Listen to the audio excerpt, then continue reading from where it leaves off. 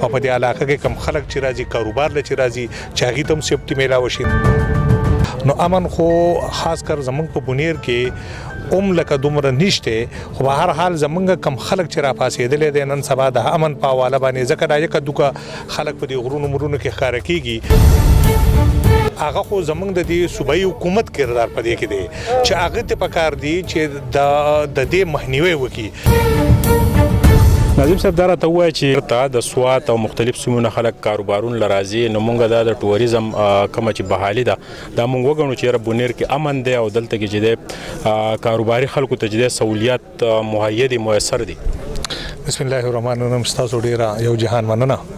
دې نه علاوه توري چې زمونږ په بونیر کې خاص کر په ایلې لنډي کې دا کم دویم دریم شاخ کولاو کو توري میانو هغه دلته کې په دې بونیر ته پراتک باندې مبارکباد ورکو او ان شاء الله هلرو چې بونیر خلک په سواد تطلو او د توري میان لبتلو ان شاء الله هغه سواد ته نه دی بونیر په لنډي کس کې به ان شاء الله هغه فیسیلیټیز چې کم په سواد کې هغه په بونیر کې اویلیبل دي. ردینه علاوه د امن په حواله باندې تاسو خبره وکړه نو امن خو خاص کر زمونږ په بونیر کې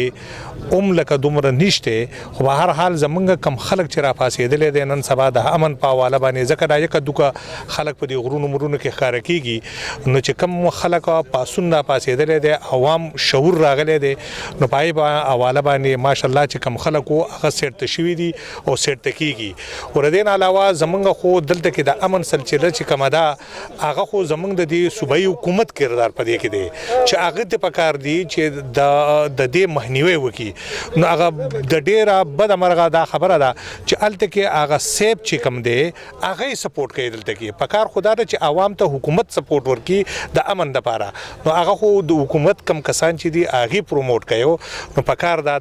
چې د امن په حواله باندې د حکومت هم پکار دا چې دلته کې امن او امان نه ودی او په دې علاقه کې کم خلک چې راځي کاروبار ل چې راځي چې هغه تم سیفټي میلاو شي نو دا ډیره خبره